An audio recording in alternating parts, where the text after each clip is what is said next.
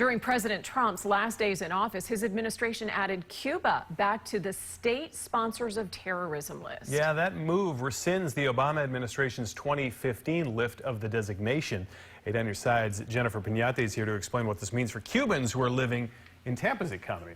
Yeah, that's right. The designation adds new sanctions on trade and travel that some say only hurt those on the island living in poverty and complicates relationships the Bay Area was once fostering with Cuba.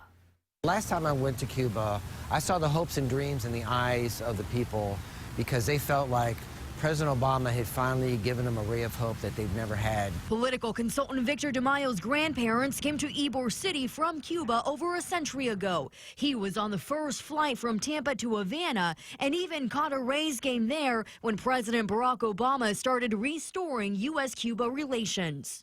Tampa benefited greatly. We had several flights a day from several airlines going directly out. Cruise ships right here in the port, just a few blocks from here, were traveling. The Trump administration slowed trade and travel and the growing relationship Tampa was fostering with the island. In President Donald Trump's final days, Cuba was put back on the state sponsors of terrorism list, citing aid to Venezuela's authoritarian leader Nicolás Maduro and its role in harboring American fugitives. The only way you're going to solve the problem with Cuba is through engagement.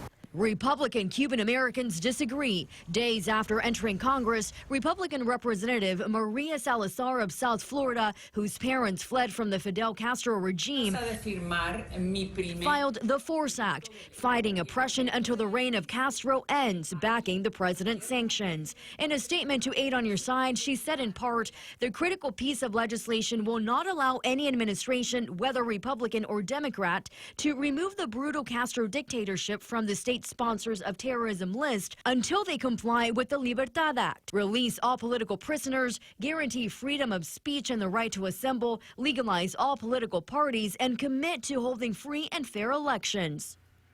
And Cuba joins North Korea, Iraq, and Syria on the terrorism list. This designation will complicate the Biden administration's pledge to restore U.S.-Cuba relations. Jennifer Piñate, 8 on Your Side.